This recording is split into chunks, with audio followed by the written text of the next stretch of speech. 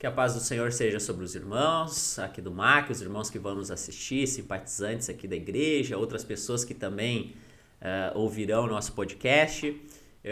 Nesse dia nós vamos falar sobre família. Vamos abordar vários assuntos relacionados à família. Desejamos também trabalhar um pouquinho aqui sobre educação de filhos, à luz da palavra de Deus, até porque esse é um tema que tem assim, alguns irmãos nos procurados, né? Pela graça de Deus, a nossa igreja tem tido bastante pais, né, com filhos pequenos. Está o nosso pastor Remy aqui. E às vezes eu brinco, né, com o pastor Remy, então se nós não ganhamos almas, nós vamos fazer almas, né, pastor? Então nós estamos fazendo bastante almas aí na igreja, bastante famílias com os filhos, né? Então com isso vai surgindo também a necessidade de dúvidas, na verdade, né, sobre esse assunto de criação de filho à luz da palavra de Deus, até porque nós vivemos um momento na história, pastor Valdir, que as influências seculares e mundanas adentram na nossa casa cada vez mais pelos meios de comunicação, né? E às vezes os pais ficam naquela dúvida, a quem dar ouvidos, né? Ou quem está com a razão? É a ciência da psicologia, é aquele ator de TV lá que posta nas redes sociais como educa os filhos, é um livro famoso sobre educação de filhos que foi lançado.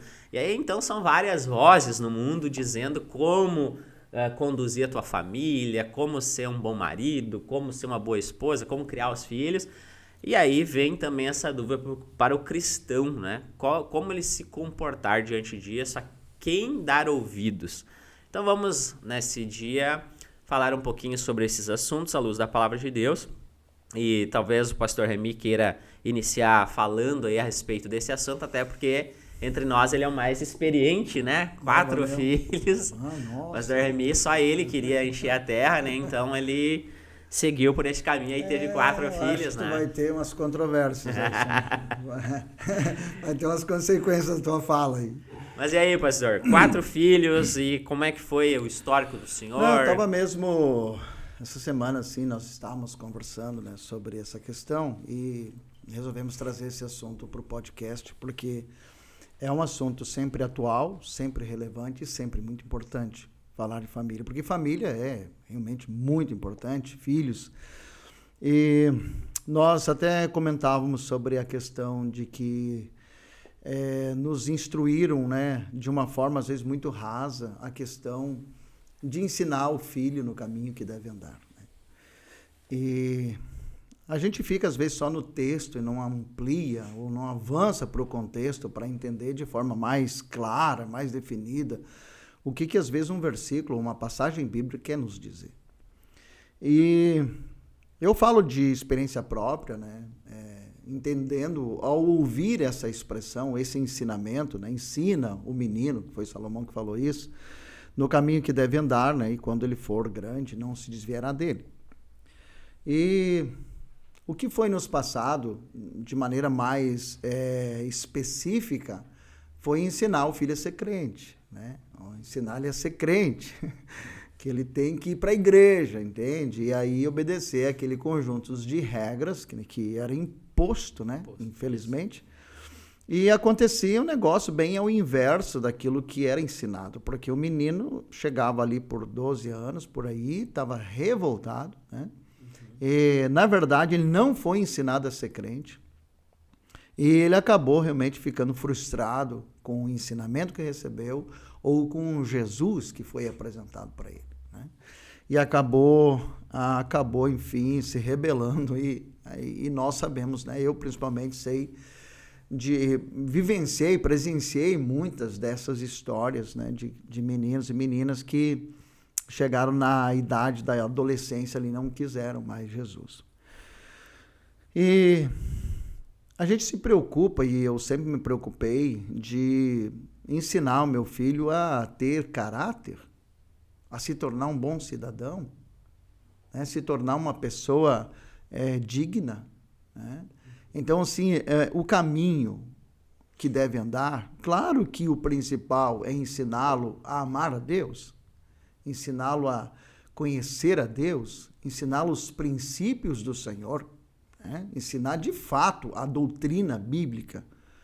E certamente a conduta dele, entrando para o padrão bíblico, será uma boa conduta, porque não tem como tu ter uma má conduta se tu realmente observa os mandamentos bíblicos, os mandamentos de Jesus e a conduta bíblica. E nós vimos essas dificuldades ainda hoje, né?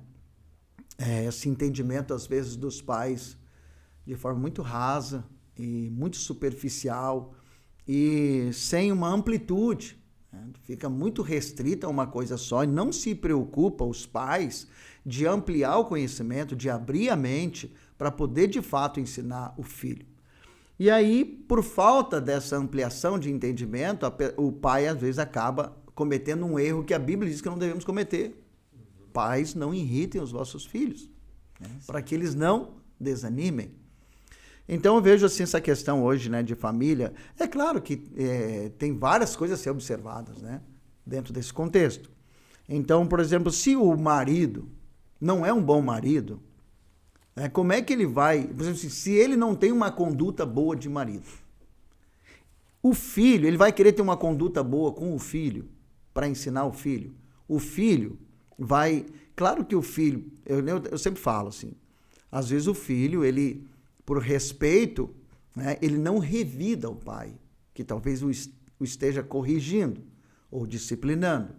Mas se o pai não está respaldado, porque ele não tem uma boa conduta, principalmente com a esposa, o filho dentro do coração, ele não vai aceitar aquilo que o pai está falando. Ele pode ficar quieto por respeito ou por medo, mas dentro do coração ele não está absorvendo aquilo como algo que vai talvez auxiliá-lo, né, que vai trazer direcionamento para ele, ou ele vai ver, puxa, isso realmente é maravilhoso. O que meu pai está ensinando, ele está respaldado, porque ele realmente é um bom cidadão, ele é uma pessoa digna, ele é uma pessoa cristã de fato. E isso é um ponto que eu sempre bati nessa tecla, né, eu sempre falei até para vocês e comento às vezes nas conversas mais informais, que o exemplo é uma voz, é uma trombeta a soar. Sim. O exemplo fala muito alto. Principalmente nas relações familiares, exatamente. Que as pessoas te conhecem no dia a dia. Não tem. Né? Então, assim, uma coisa assim que, pela graça de Deus, assim, eu não levo para mérito, de forma nenhuma, Deus sabe que não, mas pela graça de Deus, assim, eu sempre entendi isso e procurei me manter nesse entendimento, né? Me manter nesse entendimento prático, de ser exemplos, embora a gente sabe que a gente às vezes falha, às vezes a gente erra, às vezes a gente comete erros, né? Porque a gente é pecador. Mas aí vem aquela questão que até nós estávamos comentando, né, pastor Valdir, sobre, cara, tu sente, tu sabe, tu tem consciência que tu errou. O que se faz quando se erra? Se retrata? Pede desculpa? Pede perdão? Seja humilde, mesmo diante de um filho. Por que não? Né? Às vezes nós temos essas soberbas, esses orgulhos bobos, que entende, ou subentende que um pai não pode pedir perdão para o filho. Como se ele fosse perder a autoridade sacerdotal ou a autoridade de pai. Não entendendo que a autoridade quem dá é Deus. Entendeu? Não é... Nós conseguimos conquistar autoritarismo com a nossa capacidade, força ou imposição. Isso não tem nem base bíblica, nem amparo bíblico. E é terrível, porque a autoridade é Deus que dá. Toda autoridade é constituída por Deus, inclusive sobre um pai, né? Então é muito importante entender isso. E é lamentável, né, quando o pai e a mãe não assumem esse papel de educadores, né, porque é exatamente no seio da família, né, onde tudo começa, né? A criança tem a primeira referência de que ela é gente, de que ela é ser humano dentro da família, né? Então a criança, ela vem ao mundo e ela começa todo um processo de construção onde o primeiro contato é com o pai e com a mãe, né, que vão, né, construir, no caso a partir de princípios, né, o caráter dessa criança, né? E a gente sabe que negligenciar isso, né, até porque a gente ouve, no caso, eu baseado em algumas experiências, de ouvir pessoas de que acham que a criança, né, ela não pode ser privada de uma liberdade, Porque essa pessoa vê, sabe, alguns princípios de educação como algo a serem estabelecidos depois dos 5, 6 anos. Antes disso, ela tem que ser criada com total liberdade. E é exatamente o período onde esses princípios devem ser ensinados, insistidos, aplicados, porque é nesse espaço de tempo que o caráter da criança é formado. E aí tem a tendência, né, então, por pensamentos errôneos como esse, e também aquela tendência que se tem de transferir responsabilidade um para o outro, né, quando talvez não se sente capaz de educar, ou talvez não se vê como alguém que tem um bom testemunho para dar, então fica lançando a responsabilidade, no caso, para a mãe, ou a mãe para o pai, ou daqui a pouco pai e mãe lançam a responsabilidade sobre os avós. Né? O que a gente vê muito, né, na maioria das famílias, é uma terceirização da educação dos filhos. Né? Onde pai e mãe, em alguns casos, a gente entende que por necessidade precisam ambos trabalhar e aí não consegue dispor daquele tempo tão necessário, né, para estar com os filhos e acompanhá-los. Então, forçadas as circunstâncias, eles são obrigados, né, ou deixar com uns avós para cuidar, ou escolas de educação infantil, creches, enfim, né? Mas tem aqueles pais também que não fazem isso por necessidade. Fazem isso por serem, se verem, de certa forma, livres, né, daquele tempo que julgam estar preso. Né? E aí a gente ouve dos avós, né, não apenas aquilo, né, de dizer, não, criança tem que ter liberdade, mas muitos avós dizem assim, não adianta vocês arrumar, porque o que vocês arrumam é um estrago. Então eu conheço crianças que não têm um caráter, no caso do pai e da mãe, mas tem dos avós, porque foram criados pelos avós. Se é um bom ensino, uma boa instrução, tá, o mal não é como um todo. Né? Eu digo não é como um todo, por quê? Porque deveria partir do pai e mãe nessa questão, né? Mas na maioria das vezes, né, os avós, não sei se vocês perceberam, mas eles criaram, pelo menos da geração passada, e criaram com rigidez os filhos. Rigidez, braço de ferro mesmo. Mas parece que daí com os seus netos, os filhos dos seus filhos, eles extrapolam os limites da flexibilidade. Então, eles imaginam de que o ideal é isso que eu comentei, né? Cuidar deles, dando total liberdade, sem se aperceber que a liberdade, na sua essência e plenitude, não é desprovida de limites também. Às vezes o que acontece, Valdir, é que os avós, eles tratam os netos com benevolência, com singeleza, com afetividade extrema, como um fator de descarga de consciência. Pode ser, pode ser. Culpa, né? Culpa. Como criou os filhos. E daí, na verdade, tu quer resolver uma situação, mas que, na verdade, tu vai abrir um outro problema, né? Tu quer trazer uma solução, mas vai abrir um outro problema. Como eu tenho 4 netos, eu sempre disse para Sandra, eles são nossos netos, né? Nossos netos. Ah, mas claro, eu sei que é neto. Peraí, nós não somos os pais. A educação vai ficar pros pais. Nós não vamos interferir na educação. Nós vamos amparar, entendeu? Tá? Ser avós mesmo, né? Claro que os avós, eu vou falar por mim, se eu for pegar, por exemplo, o Felipe, que é o mais velho, e talvez buscar lá no tempo, né, a forma que eu agi com ele, é claro que eu não vou agir com o neto, né? Daquela forma, até porque eu sou vô, e aquela forma para mim, não porque eu tenho neto, mas aquela forma há tempo eu achei que cometi erros. Eu já caí em mim, né? Eu já caí em mim, que foi uma forma errada, mas eu não fico me martirizando, porque também, mesmo errando, eu avancei, eu aprendi, eu entendi coisas, eu evoluí, entendeu? Errando. Entendeu? Então, assim, outra coisa, o fator, como era marinheiro de primeira viagem, lógico, né? O primeiro filho, é difícil, às vezes tu comete uns erros por falta de experiência, né? E aí toda aquela coisa do teu temperamento, aquela coisa de tu ainda ser novo, tu não tem estrutura, não tem maturidade, tu vai cometer mais erros com o primeiro filho, pelo menos isso aconteceu comigo, pode ser que, isso eu não estou generalizando, nem todos fazem isso, né? E aí também vai depender da criança, do seu temperamento, da sua personalidade. Né? Então, assim, eu sempre digo que eu tenho os 4 temperamentos dentro da minha casa, né? Nos meus filhos. Um é diferente do outro. Então, você vai pegar assim, o temperamento do Felipe quando era criança e o temperamento depois do Gui, né, o segundo, não tinha nada a ver um com o outro. Né? Diferença. E aí, claro, aí vem o Henrique, depois vem o Gustavo, são todos diferentes. Né? E então, na verdade, a gente tem que entender às vezes que mesmo que tu erre, por isso que eu digo assim, reconheça que errou. Porque senão tu vai pra velhice e tu vai um cara chato. Que eu sempre digo assim, meu Deus, meus netos, eles têm que gostarem de mim. Mas se tu não reconhece que tu errou, que tu falhou, que tu precisa evoluir nesse entendimento de filhos, de educação, de relacionamento, tu entra na velhice ranzinza, chato, que as crianças não toleram você, não te querem perto. Então, eu lembro disso aí, só rapidinho, já comentei para vocês, por causa do álcool, né, da bebida que meu pai ingeria, eu não suportava, cara, aquilo lá. Coisa mais boa quando ele não estava em casa.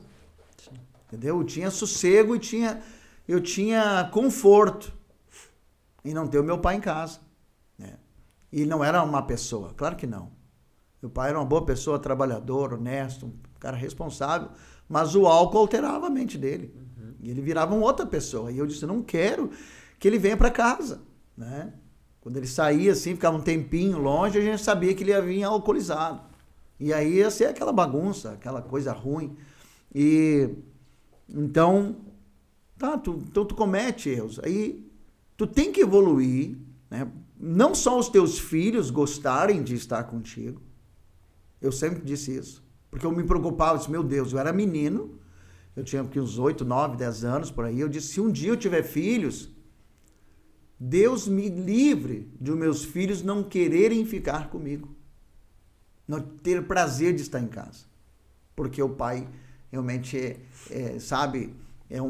se conduz mal, né? Tem aquela postura braba, irado, não tem diálogo, não serve, porque tem homem que não serve, ele acha que ele tem que ser servido, né? Então, tudo vira uma encrenca. Então, glória a Deus, assim, eu acho que isso é muito importante dentro de uma família, dentro de um lar, dentro de um relacionamento, né? Na questão que eu estou falando aqui do homem, depois do vô.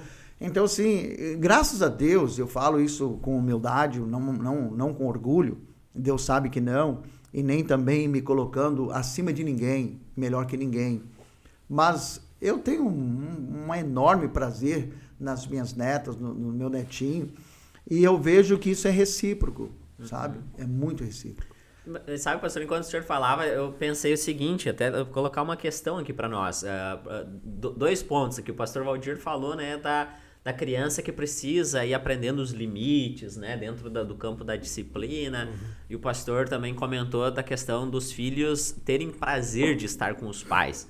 Mas e como equilibrar esses 2 pontos aí, de pôr limites, de ter disciplina com a criança e, ao mesmo tempo, também não descambar para aquela violência doméstica ao ponto de a criança depois não quer mais estar com os pais, né? Porque também isso eu vejo que é uma preocupação de alguns jovens casais, né?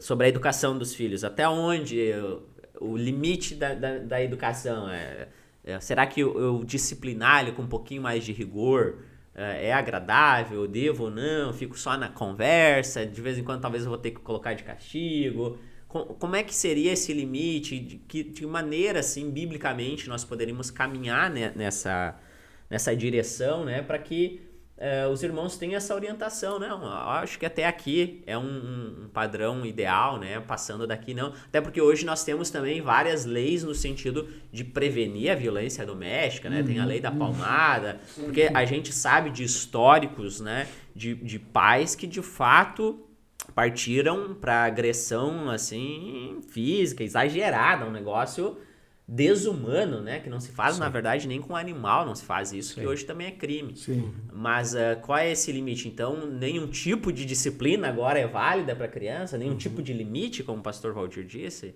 De que maneira nós poderíamos abordar isso? Sim. A gente vive a gente abordou isso, né? Conversando numa conversa meio despretensiosa, né? A respeito, né, da geração passada, da nossa geração agora. A forma que nós fomos criados como filhos e a forma que nós estamos criando os nossos filhos.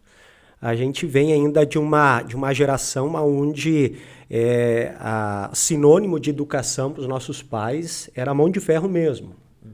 Era a vara. Qualquer objeto em potencial ao alcance da mão. A né? vara era o melhor de todos. A vara era o melhor, dependendo da vara, né? Então, eu lembro que tinha até um orgulho no pai, né? Quando naquelas conversas com vizinhos, dizia, né? Mas baixei lenha, né? Nesse sem vergonha, nesse arteiro, como eles diziam, né? E o outro, né? O vizinho, então, dizia assim, isso sim que é pai, esses vão ser gente. Então, essa cultura, né, da geração passada tinha essa forma de educar onde a violência era um meio pedagógico, segundo eles, mais eficientes que se tem, né? Então, mas a gente sabe que isso não educa. Eu mesmo, né, fui criado num ambiente dessa forma, assim, e toda essa violência, tanto do meu pai quanto da minha mãe, nunca gerou em mim obediência. Gerou só revolta.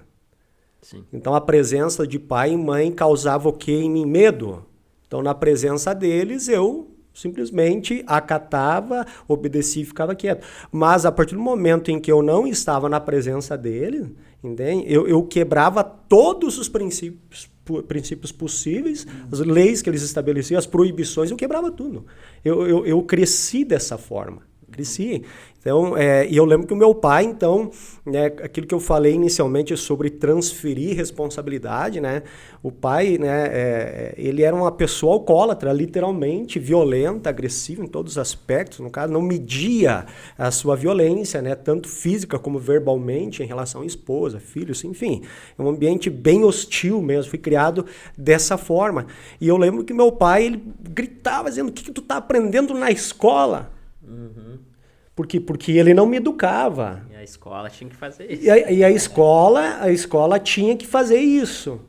E esse é um grande risco quando pai e mãe falham dentro de casa, na educação. Algum sistema vai doutrinar os seus filhos. Sim. Vai inculcar neles. E aí existe o outro extremo disso, os pais super protetores que querem proteger os filhos do mundo.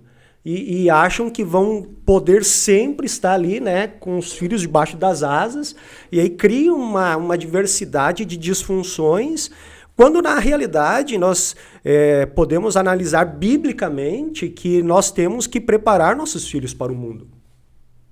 Até porque nós não temos essa mentalidade escapista, no caso, de escapar de tudo. E nossos filhos, no caso, né, eles estão, né, ao nosso alcance quanto pequenos. Mas a partir do momento que começam já a frequentar, né, o âmbito da escola, né, não é mais apenas a nossa informação, mas são N informações que vão começar a sobrevir sobre eles. E é nesse ponto, então, que o pai e mãe, no caso, eles têm que não, a partir disso, se posicionar, mas de antemão já trazer essa cultura pedagógica de princípios e valores, né, não baseado nas suas experiências do passado, mas também não indo para o outro extremo, que é permitir tudo, Sim. que é trazer a ideia de que, né, porque nós fomos, no caso, submetidos, né, a uma estrutura rigorosa de proibições, de não pode, mas o que a gente só ouvia é não faça, não pode, não faça, não tinha aquela proximidade do porquê não pode. Né? Então, aí a criança é traumatizada e ela, então, agora ela quer, por não ser curada, replicar na sua família e nos seus filhos, né? Ou dessa forma, ou extremo. Vocês têm liberdade para tudo. E aí, por exemplo, né, eu fui criado numa família pobre, né, sem condições, né? Não chegamos a passar fome, mas eu tenho na minha memória momentos assim onde não tinha pão para comer. Eu lembro que eu pedi uma água doce para minha mãe em uma ocasião, eu era muito pequeno e a mãe disse que não tinha açúcar. E o pai tinha uma expressão para que ele utilizava em casa, né? Por exemplo, café. Café sem açúcar para o pai era café simples. Era um café simples, era café sem açúcar. E aí eu lembro que nessa ocasião que eu pedi uma água doce para a mãe disse que não tinha açúcar, disse, me dá uma água simples então, água sem açúcar. Daí a mãe, eu lembro até hoje, a mãe disse, mas então toma água, filho. Então a gente chegou a passar por esse momento, embora não foi um período extenso, mas era por causa não dá para dizer que eu culpo meu pai nesse aspecto, porque ele não teve uma estrutura, mas ele estava falhando quanto provedor também, assim como falhava na educação. Então, agora, eu não tenho o direito porque eu fui traumatizado e fui submetido a um ambiente, né, de ausências, de falta, que agora eu vou ter que processar de uma forma diferente ao ponto de achar que eu tenho que dar tudo para meus filhos. Sim. Eu tenho que dar liberdade, se eles pedirem uma calça de tal marca, tem que ser tênis tal marca, se é isso, se é aquilo, porque afinal de contas, né, eu não tive, eu lembro que, né, hoje está muito em voga essa palavra bullying, no caso, né, rapaz, eu fui bullyingado de todas as formas possíveis na escola. Como hoje usar Havaiana é status, na minha época era pobreza, e era o que eu utilizava. Cara, o meu sonho era ter um quichute, eu nunca ganhei um quichute, eu ganhava conga. Conga, mais conga, entende? Então, mas não por isso que agora, então, o Arthur, né, ele tá com 11 anos, que eu vou pegar e dar tudo. Inclusive, a gente tem, algum tempo atrás, ele queria ali na loja comprar um brinquedinho para ele lá, e aí, na primeiro sentimento que me veio, né, vou pegar. Mas daí a Cris, ela me ajuda muito nisso também, assim, sabe? Daí ela disse, eu acho que não é uma boa isso. Eu acho que não é boa, assim, sabe? E aí, então, nós entramos num consenso, eu e ela, de, né, mostrar pro Arthur de que tudo que para ele vem de graça, para nós custa alguma coisa. Então, aí nós desafiamos ele, então, a começar a guardar dinheiro. Se ele queria tanto tal brinquedo, começar a guardar dinheiro. Então, é uma forma de a gente, diante de uma situação, de uma vontade dele, mostrar para ele que essa vontade ela pode ser realizada, embora não todas sejam, né? Mas aquela ali, naquele caso específico, poderia, mediante uma disciplina, mediante uma organização. E ele acatou, e ele foi juntando, né? E quando faltava um pouquinho só, daí nós inteiramos. Então, ele teve coparticipação naquela aquisição, assim, sabe? Então, é apenas uma das experiências que a gente procura ter com os filhos em casa, mas é só para salientar. Eu fui criado de uma forma, mas pela graça de Deus, né, eu entendi que eu não precisava replicar nem um extremo e nem o outro nos meus filhos aquilo que eu recebi. Até porque, se eu vou analisar dentro do que eu fui criado, eu tinha tudo para dar errado. Tudo para dar errado.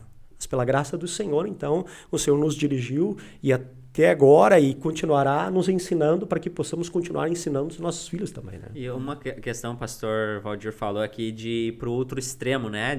Daí da permissividade, em que o pai faz tudo em prol do filho sem pôr limite. Aí entra numa questão que o senhor, pastor, sempre comenta aqui na igreja, de tornar os filhos os bezerrinhos de ouro, né? E aí é um outro problema que às vezes os pais caem, é idolatria aos filhos, em que eles fazem o que eles quiserem. Isso, seríssimo isso. Isso é seríssimo. Tu tem que entender, que nem eu entendi, né? Não estou falando, não gosto dessa palavra eu, mas me foi trazido da parte do Senhor uma compreensão de que os meus filhos, primeiramente, eles não são meus. E é um fato bíblico, é uma realidade. Isso é realismo, né? Eles são do Senhor. Eu não sou autor de vida, né? Eu não sou autor da vida. A vida é do Senhor. E os filhos são dele, primeiramente, porque ele é o dono da vida. Parece que não tem nada a ver, né? Mas tem. Para mim tem. Eu sempre pensei assim, que eu poderia um dia, e pode acontecer, que o Senhor permita, ou o Senhor queira recolher um dos meus filhos. Mas se no meu coração há um entendimento que os filhos primeiramente são do Senhor, eu acredito que o meu limite de sofrimento não vai ser tão extremo, embora eu vou sofrer, embora talvez eu passe um aperto danado de dor, né? Se o Senhor decidir recolher um dos filhos dele, que o Senhor me deu para criar e né, e gerar. Mas isso traz assim, uma coisa boa, sabe? Evita justamente isso de pôr um valor no filho que não deve ser posto. Como essa questão, o bezerrinho, né, o tesourinho, né? E às vezes o filho se torna um ídolo. Porque ele ganha uma conotação muito alta, até acima do Senhor. E eu tenho notado isso, vocês têm notado, que acontece muito. Os casais, às vezes, né, os jovens se conhecem, casam, e beleza, eles são ativos, eles se envolvem, eles são prestativos, eles estão inseridos, né, em servir ao Senhor, servindo os seus irmãos. Quando vem uma criança, eles somem, eles desaparecem. O que aconteceu? Em que lugar a criança foi posto? Foi posto acima de tudo que é importante e tudo que realmente está dentro do parâmetro divino, dentro da obra, dentro do serviço ao Senhor, dentro da adoração ao Senhor. Ou seja, o filho tomou o lugar da espiritualidade da pessoa. Isso aí não é fato. Muitos não retornaram mais às suas atividades depois que tiveram o primeiro filho. Sim. Porque eles entram numa fase e a fase se estende. Eu falei isso para um casal semana retrasada. Mas, olha, vocês estão numa fase e é compreensível. Agora, se vocês vão deixar um trabalho, um serviço, a atuação de um dom na vida de vocês, por causa de uma fase, é compreensível. Mas se vocês não estão sendo sinceros, vocês vão continuar na fase. Vocês dizem, vai passar essa fase e nós retornamos. Só que não. Vocês vão continuar nessa fase. E vão acabar esfriando, amornando e se tornando egoístas, servindo só vocês mesmos e o filho.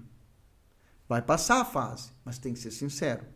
Então, assim, essa fase agora de filhos, me restringe a fazer isso ou aquilo, porque a criança precisa de cuidado.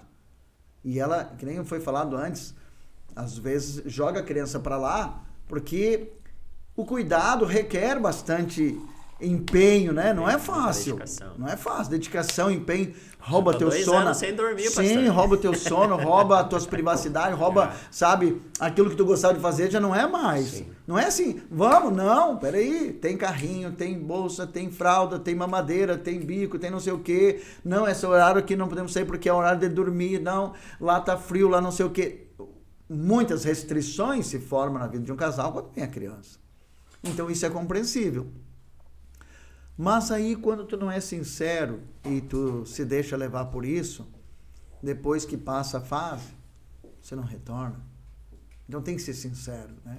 Então eu digo assim, é muito importante tu entender biblicamente. Biblicamente. Por exemplo assim, vamos pegar o que Paulo fala aos Efésios aqui, eu estava vendo isso hoje de manhã. Não entristeçais o Espírito Santo. Tá, mas qual é que é o contexto disso? O contexto que você é uma casa onde ele habita. E aí eu fiquei pensando assim, vamos levar para o lado literal uma casa, né?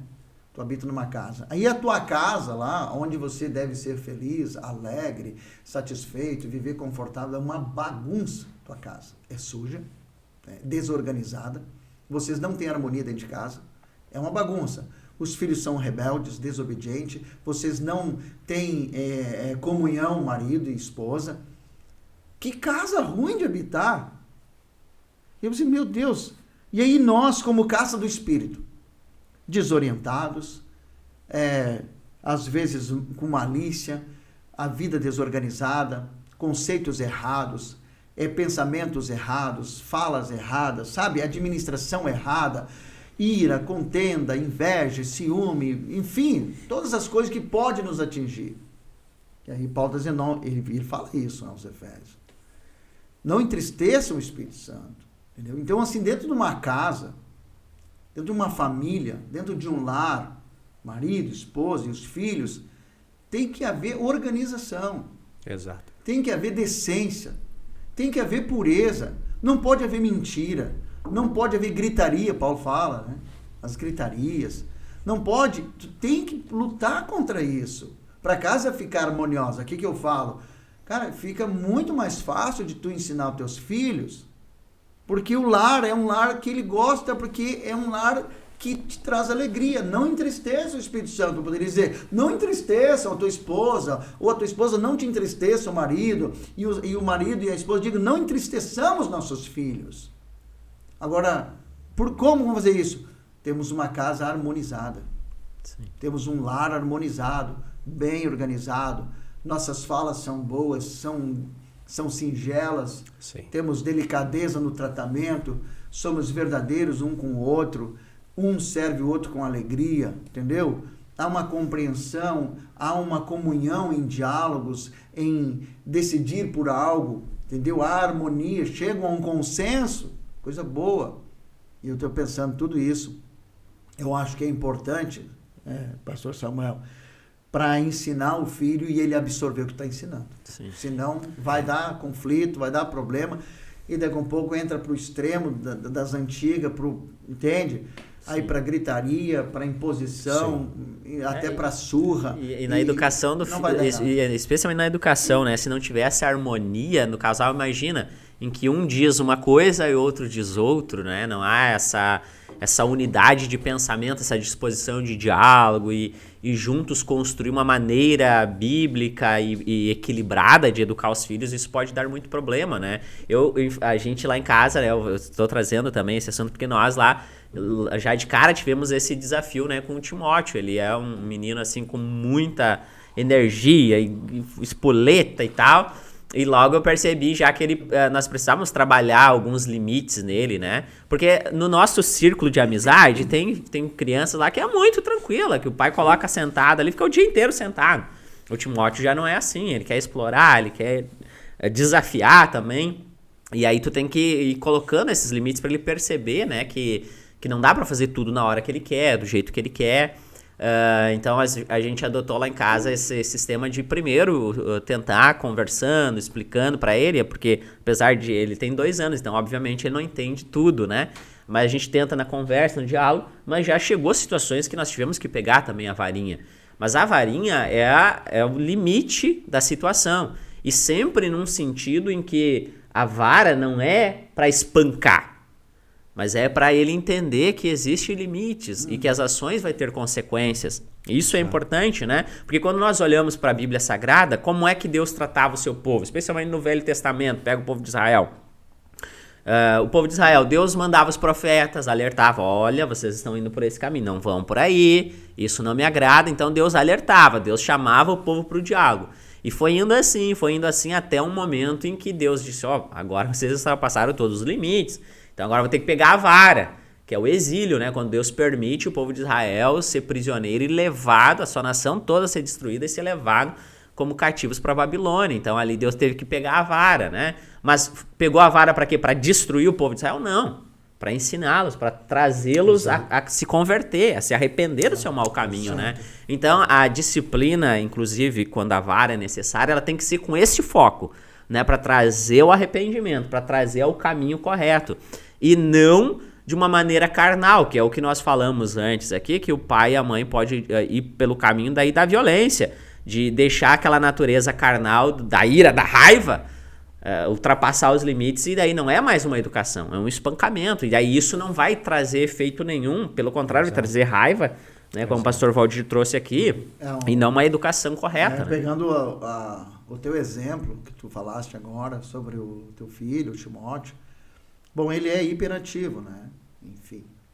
Aí como é que vocês vão fazer? Vocês também serão assim?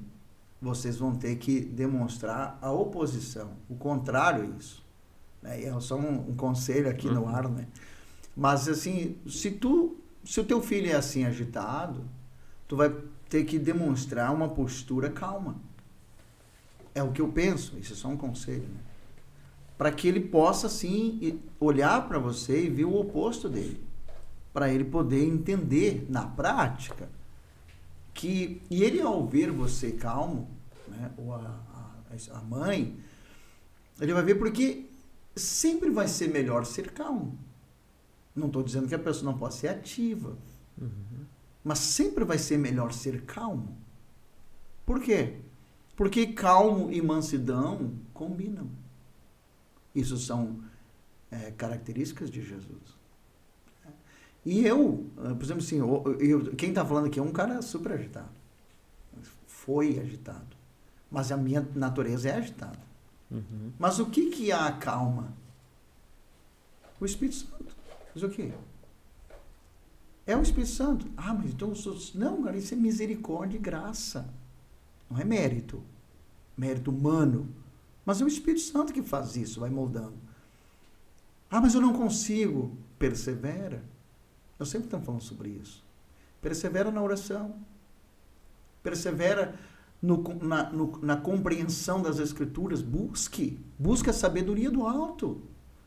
Esse é o problema que não está acontecendo muitas vezes. Eu preciso de sabedoria. É a mesma coisa, tu tem um filho, né? O professor Valdir tem 2, tem 4. Sempre foi uma oração que nós fizemos aqui. Vocês sabem disso, vocês fazem também. Dá-nos sabedoria. Se o teu foco é ter sabedoria para falar bonito e falar bem e ter respaldo dentro da sociedade. Não, por exemplo, vamos falar esse assunto. Dá-me sabedoria, Senhor, para educar meus filhos. Imagina, a sabedoria do alto para educar, ensinar, instruir o meu filho, cara, que coisa boa. Quem é a fonte da sabedoria? Deus. Quem é a sabedoria em si? É Deus. Deus é em si a sabedoria. E tu vai buscar nele. E com certeza ele vai te dizer assim, ó, se ele fosse falar contigo, literalmente, ele vai dizer assim, a minha sabedoria se manifesta na prática, meu filho. Tu vai ter que praticar. Tu vai ter que ter uma prática. Tu vai ter que ter exemplos práticos para o teu filho, ou para tua esposa, ou a esposa para o marido. É isso. Eu, assim, aí eu vou dizer assim, eu sempre me achei agitado, rápido para responder, e meio incisivo, às vezes extremo, né? Eu fico me martirizando, não fico me martirizando, não. Foi tudo coisas que o Senhor foi sendo gracioso e usando essas coisas para ir me instruindo, me ensinando como eu não devo ser, né? Como a gente não deve ser. Porque se tu não passa, às vezes tu não sabe. Tu entende? Então Deus permite umas coisas acontecer na tua vida para te realmente ter clareza sobre aquilo que Ele quer da tua vida, porque tu passou, né? Tu passou aquilo ali. Então, nesse processo todo, por isso que eu digo assim, vamos que se eu viesse daquele mesmo jeito, meio ranzinza, meio chato, meio abusento, né? Assim, rabugento, né? Rabugento, E aí, cara, por exemplo, semana passada, as meninas estavam de férias, foram lá para casa. Foram as 3, né? As 2 do Felipe. E ficaram lá. Foram quinta e voltaram sexta noite embora. Se é naquela época de agitação, sabe? De essa coisa meio incisiva demais, e aquela ansiedade, às vezes, que nos toma, aquele temperamento, meio temperamental, talvez ele me ia incomodar. Porque as crianças não param, né?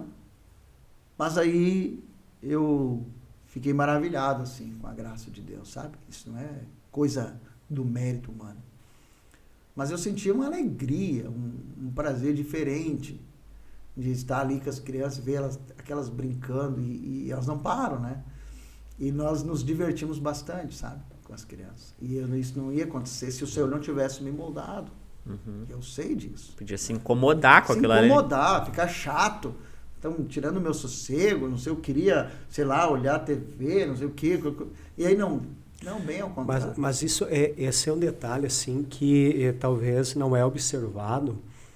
Talvez o pai acha que ele não tem mais nada a aprender, só tem a ensinar, né? E aí, talvez o pai tem seus 40, 50 anos de vida, mas não tem isso de maturidade. E talvez ele tenha a boa intenção de educar o filho, né, por meio de uma série de pedagogias, mas se nós não ensinarmos nossos filhos a temerem a Deus, a amar a Deus, nós vamos, no final das contas, ter fracassado como educadores, como pais.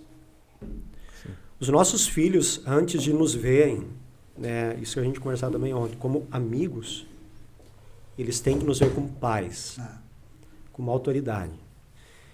E porque senão eles vão extrapolar esse limite, né, e vão transformar a relação pai-filho apenas em amizade.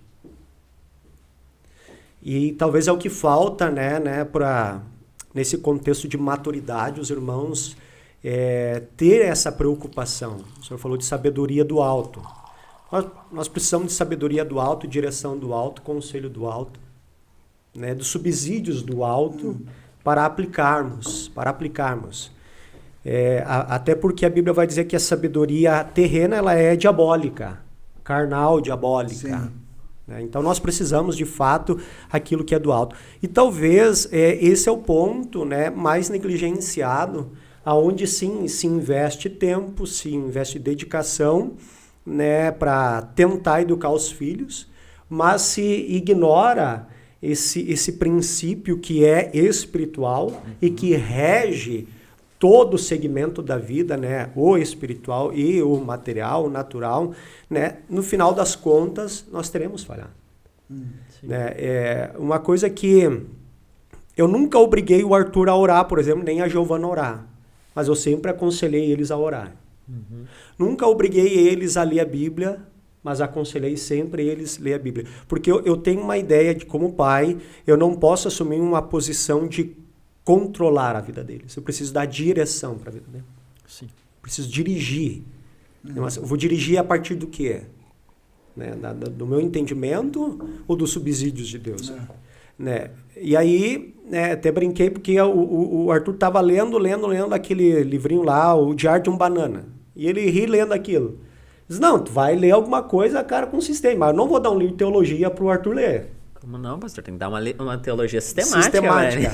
Mas daí eu peguei e dei o livro Peregrino, né? Que vocês sabem que é uma história. Aí ele decidiu, eu vou ler 2 páginas por dia. Disse, não, beleza, cara. 2 páginas. Mas tu vai ler essas 2 páginas, cara, e tu vai me dizer o que tu entendeu dessas 2 páginas. Eu sei que para ele não é fácil isso. Mas eu não posso ignorar isso também e dizer, não, deixa se virar, uma hora vão entender. Só que se uma hora vão me entender enquanto eu negligencio, a mente deles vão se enchendo. O depósito vai se enchendo. Com outras influências, com outras coisas, com outras informações. E aí chega um ponto onde eu espero esse tempo de agir, quando eu vou agir, ele já está saturado, ele já tem a ideia dele formada. Sim. Ele já tem dentro de si uma construção, uma edificação sólida. O que eu vou fazer depois disso? Entende? Então, nós não podemos simplesmente fechar os olhos, nós não vamos controlar. E uma coisa que eu tenho conversado com vocês, não sei se vocês vão lembrar, mas a gente, como cristão, a gente em nossas orações pede muito, né, para que Deus nos dê amor pela palavra, amor pela oração, amor, e parece que a gente fica esperando esse despertar do amor para depois agir.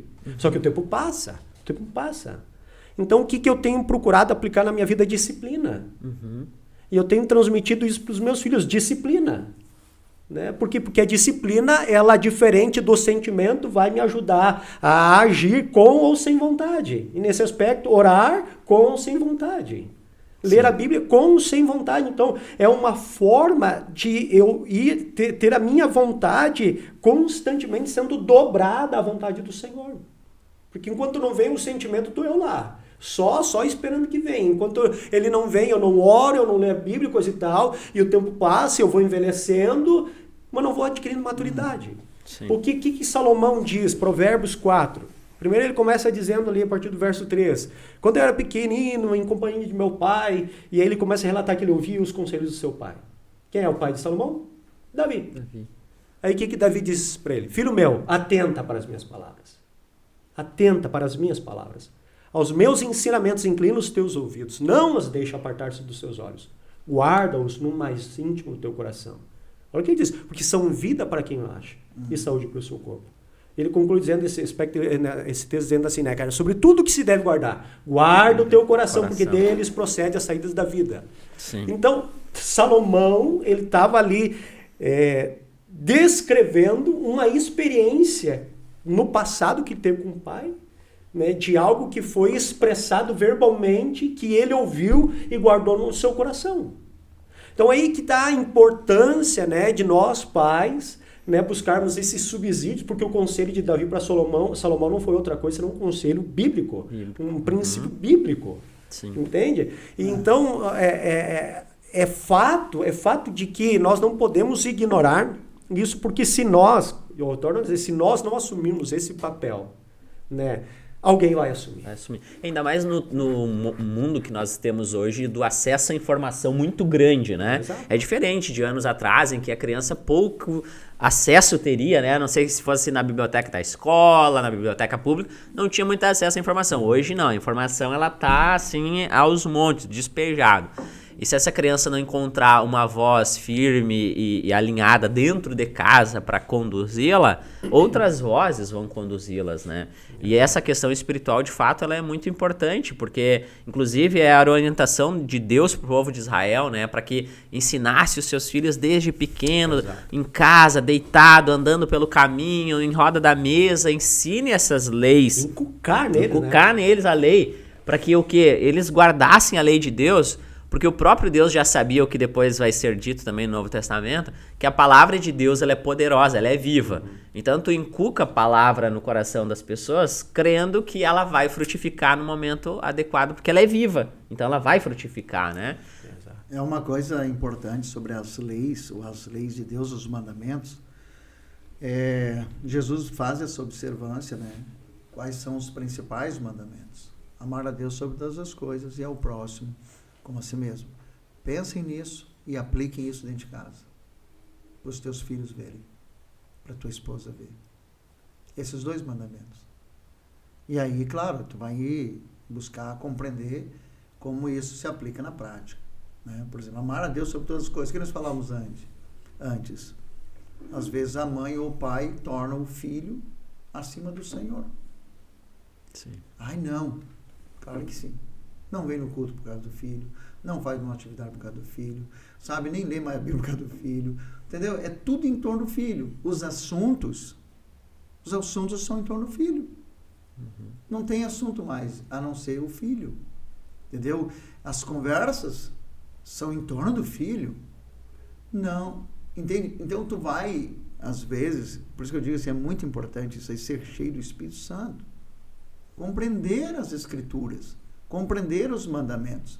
Aí, por exemplo, nessa questão, por exemplo, dos filhos, às vezes, os pais, meu Deus, eles cercam os filhos dentro de um cercadinho e são intocáveis.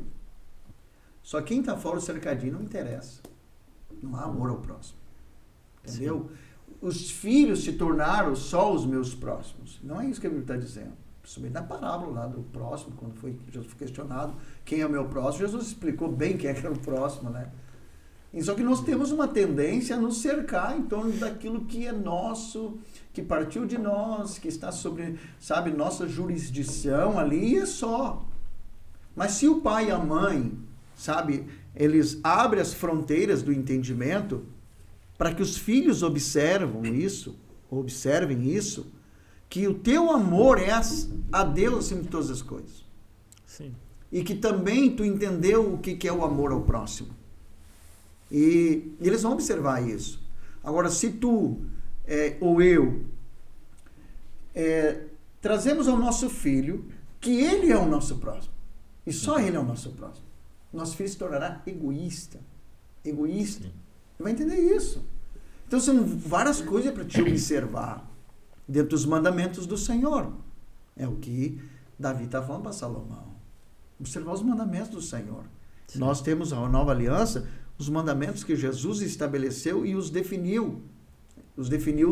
Todos os mandamentos em 2. Olha, se nós aplicarmos isso. Aí, por exemplo, assim, amor ao próximo. Aí tu está na tua família, vocês estão lá na família, e bateu lá na porta, tocou a campainha, alguém em necessidade. Teu filho está observando, ele sabe, tu vai lá, aí tu volta lá, não tem nada pra ti. Aí a esposa pergunta, o que é? Um cara, um jaguar, um vagabundo pedindo coisa.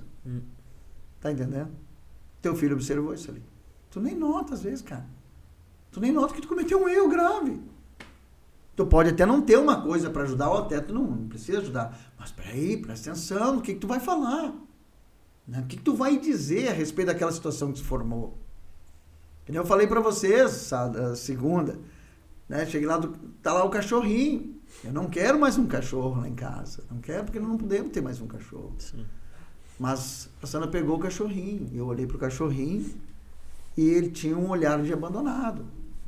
Daí, como é que eu ia fazer, cara? Não, esse jaguar, eu não quero mais cachorro, tira esse pulguento daí. Tá entendendo? Só que o Gustavo gosta muito de cachorro. E ele é muito misericordioso. Falei isso pra você. Nossa, já pegou aquele cachorrinho ali, o Gustavo, e, meu Deus, cara. Eu disse, meu Deus, tem que ter cuidado como eu vou lidar com a situação. Porque senão eu demonstro uma insensibilidade, cara, que eu não posso deixar de ter essa sensibilidade. Porque é uma criatura. É um animalzinho que é uma criatura de Deus. Entende? Então, assim, não é que eu vou, absorver e pegar todos os cachorros. Não é isso. Tem que saber me comportar diante da situação que se formou.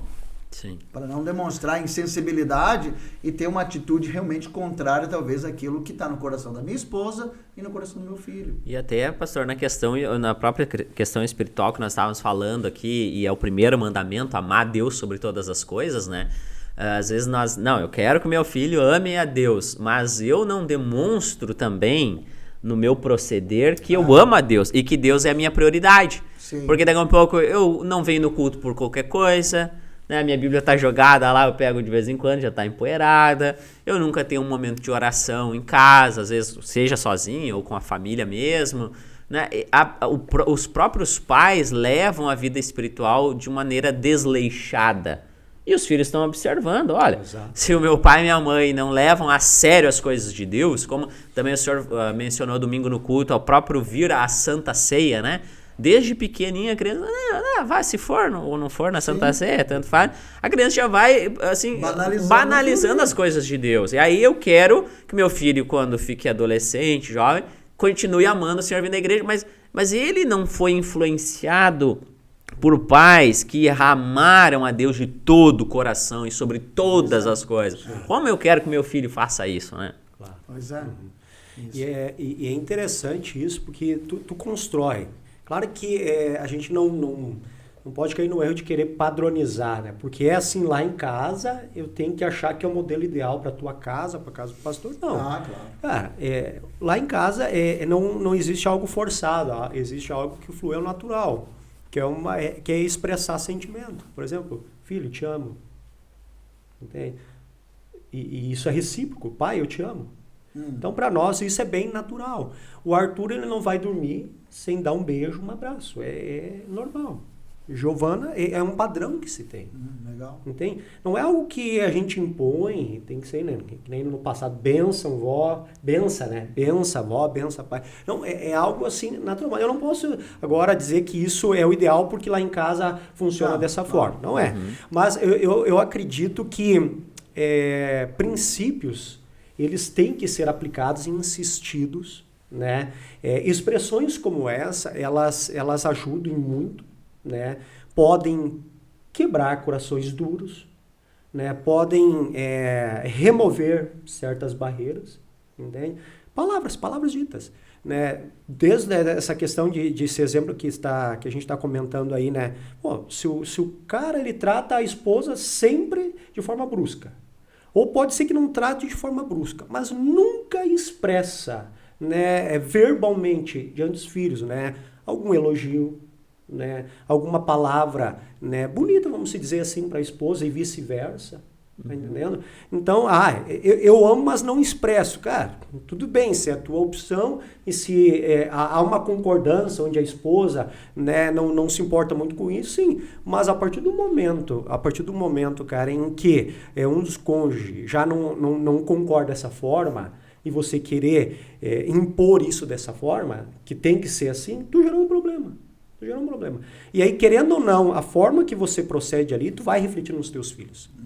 Eu sou assim porque meu pai é assim. Aí eu volto naquele aspecto lá de que, cara, se eu fosse, né, o que o meu pai foi para mim, notem, quando eu falo do meu pai, eu não tenho mais dor, eu não tenho mais decepção, porque até eu tive um momento de restauração com meu pai que foi bem violenta mesmo, né, cara? Eu consegui pedir perdão pro meu pai, todo arrebentado numa cama de hospital. Eu entendo que aquele foi um momento em que eu tive a oportunidade de pedir perdão. E eu disse, pai, eu quero te pedir perdão por todas as vezes que eu falei algo para ti que te feriu e encostei um dedo em você. Porque o meu relacionamento com meu pai não era bom em aspecto algum. Entende? Mas se eu fosse replicar nos meus filhos, eu ia chamar eles de porcos. Eu ia colocar a mão no prato de comida dele, juntar a comida, jogar de volta e ia dizer, come porco. Porque foram experiências que eu passei. Eu ia cuspir no rosto deles como uma experiência que eu passei.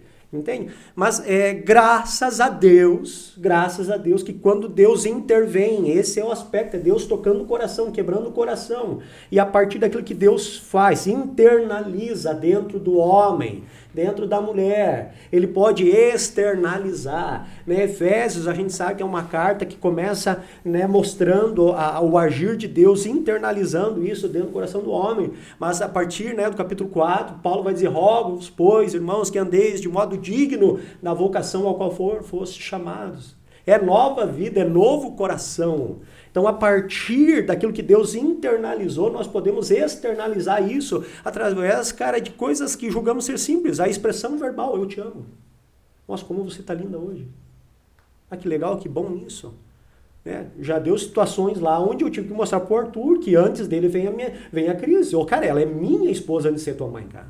Tu veio depois. Tá? Então, porque, né, eles têm essas tentativas ali de querer jogar um com o outro.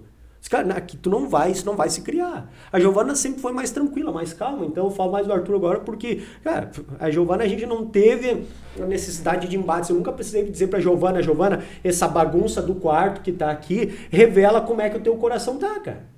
Entende? Porque é um aspecto do Arthur. Cara, se tu não aprender a organizar teu quarto, tua vida toda vai ser bagunçada. Então começa aqui dentro, cara. Tá entendendo?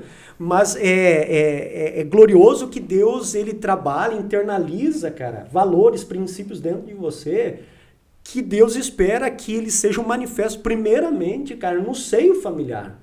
Nesse âmbito da família. Por quê? Porque se eu falhar como família, eu vou falhar como cidadão de uma sociedade. Se eu não construir bem, né, uma edificação familiar, o que eu vou querer construir? Aqueles que querem salvar lá fora, se não está tudo naufragando aqui do lado de dentro. Tá entendendo? O cara nunca diz que a esposa está bonita, mas fala lá no trabalho. Nossa, para, né, as colegas que trabalham, como você está linda hoje? Pô, fala sério. Tá entendendo? Então, dentro dessas questões, assim, sabe, que nisso que eu estou discursando aqui, ou falando, é que eu chamo atenção, né? Não adianta o homem apenas achar que se ele falar algumas questões, se preocupando apenas com esse âmbito natural, é o suficiente, não. Princípios espirituais. Ele tem que aplicar, primeiramente, na sua vida, como pai, como esposo, e depois transferir isso para os seus filhos, para que possa ser construído algo espiritual. Uma coisa que tu está colocando aí, pastor Valdir, é fato e é funcional, né? A linguagem, a expressão, a afetividade, né? Só que isso só funciona de fato quando isso é uma ação do Espírito, é uma ação divina, que o Espírito Santo está no controle, né? Eu falo isso porque eu estava conversando com uma pessoa semana passada e a esposa dele está abandonando ele por causa disso. De tão amoroso que ele é. Um dos motivos. Só que, assim, é só as expressões. Não existe uma prática sustentando as expressões dele. Entendeu? Então, é um fato. Né? E a esposa não quer mais ele. Né? E ele dizendo, cara, tu trata tua esposa com carinho, pastor, demais. Demais. Ela me está repudiando por causa disso. Dá um nó na minha cabeça. Daqui a pouco ela é o ídolo dele também, assim como uma criança, sim, né? E aí ele...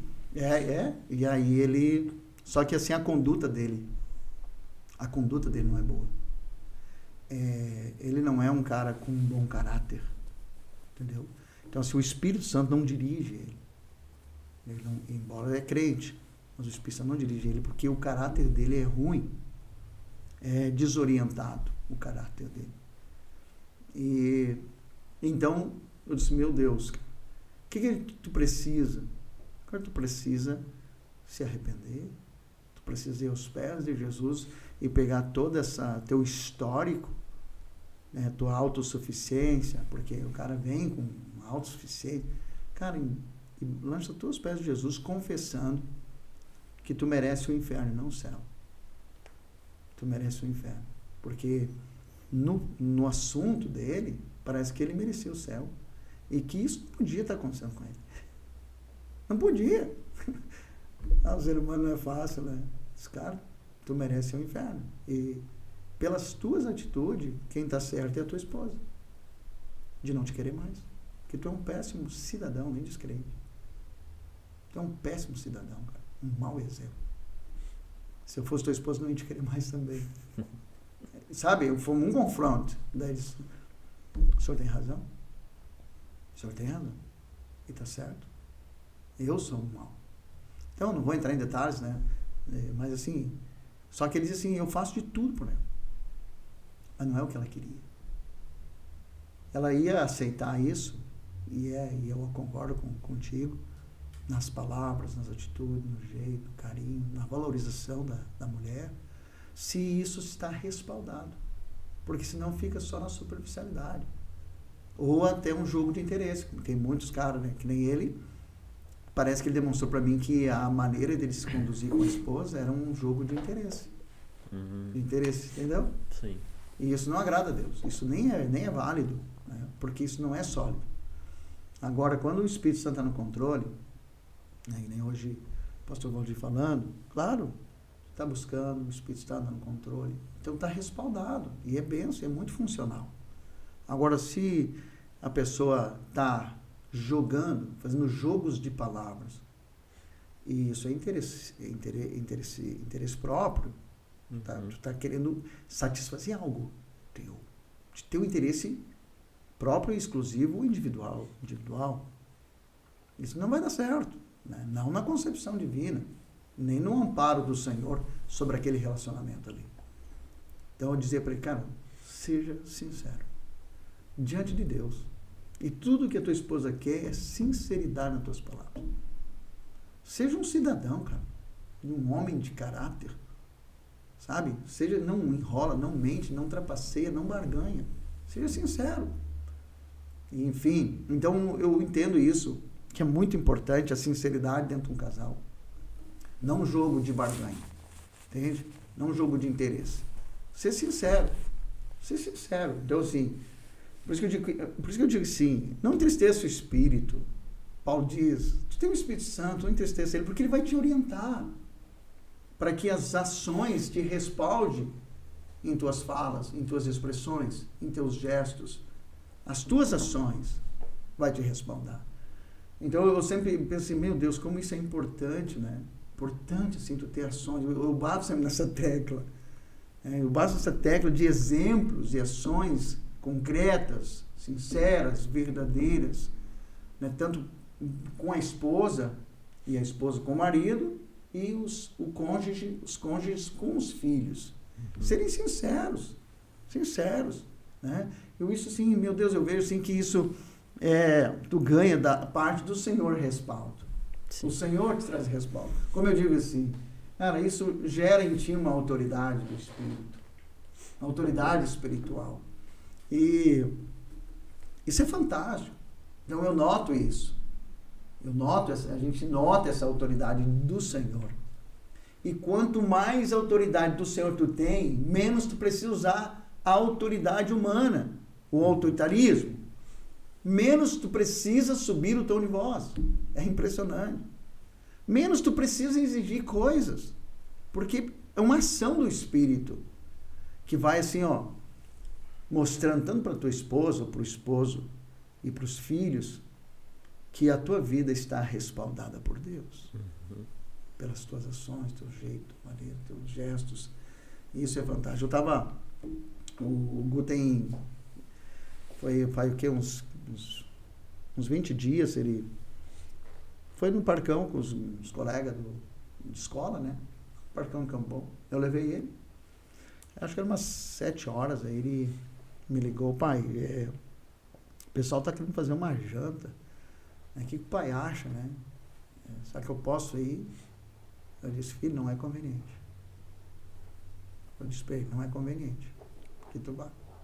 Mas não entrei, sabe? Porque ele... Não, eu só disse que não é conveniente. Então, aí, o que eu tô falando para vocês? Não, então tá beleza, tô indo embora. Entende? Então, não precisei dar um monte. Porque ele sabe que eu falando que não é conveniente, ele sabe, entende? Eu tô respaldado, não para encher ele com um sermão, mas não é conveniente. Sim. Aí depois eu disse para ele, que eu chego em casa, filho, a questão lá é que o assunto lá entre os teus colegas não tem nada a ver com o que tu ouve a vida toda dentro de casa. Vai ser um outro assunto. Tu vai ficar assim, ó, igual um peixe fora da água, a menos que tu adere àquele sistema lá que é mundano. Entendeu? Então assim, tu vai ficar envergonhado. E ele sabe, porque ele está estudando lá, ele sabe o que é os assuntos da gurizada, né? Sabe o que eles falam. Daí até um dia eu disse para ele, essa gurizada não fala muito palavrão. Ele disse, falo. Eu sei, é só o que falam, né? Entende? Por exemplo, assim, ele nunca, né, ouviu um palavrão dentro de casa. Então é um outro, eles vão, é mesmo que eles iam numa família. Mas assim, aí eu fico pensando, não é conveniente por quê? Porque eu não sei onde é que tu tá, não sei que família é, não sei que pessoas são, não sei o que vai acontecer lá, não sei o que vão fazer. Então não é conveniente. Daí ele entendeu. Entende? Porque é aquilo que a gente vivencia, aquilo que a gente vive. Né? Então eu acho muito importante essa questão de que estejamos respaldados sobre as nossas falas, né? Nossas interações, nossos conselhos, nosso direcionamento. É muito importante isso, né? Sim. Eu acho que assim, em resumo, né, de tudo que nós falamos aqui, até porque já passou de 1 hora aí a nossa conversa. Samuel, tu fala muito, né? Eu falo demais, eu não me aguento. Em resumo, né, tudo que nós falamos aqui é a prática e as ações, melhor, né, e as palavras ao mesmo tempo. Então, acho que são duas uniões que, se nós fizer elas, trarão muitos frutos positivos dentro do lar, né? Tanto na fala carinhosa, respeitosa, amigável, né, como o pastor Valdir ressaltou, como também nessa questão da prática de ser um exemplo para os filhos dentro de casa, em todos os aspectos, né, tanto sendo um bom cidadão, como também um homem de Deus, uma mulher de Deus, os pais, para que os filhos também sejam influenciados, né, para uma vida temente a Deus, amando a Deus de todo o coração. E precisamos, eu acho que mais do que nunca, orarmos muito pelas famílias, pelos filhos, né, cada vez mais atacados por dardos inflamados do inimigo, né, com mentiras, com enganos, com distorções de princípios e valores. E aí cabe a nós, junto com as palavras orientadoras e com um bom exemplo dentro de casa, também uma vida de oração e intercessão pela nossa família, que certamente aí confiaremos no cuidar de Deus, né? Porque nem sempre também estará ao nosso poder fazer alguma coisa, mas o Senhor Deus que guarda todas as coisas conduzirá a nossa vida. Amém? Bem, até a próxima então, né? É isso aí. Deus abençoe os irmãos. Forte abraço.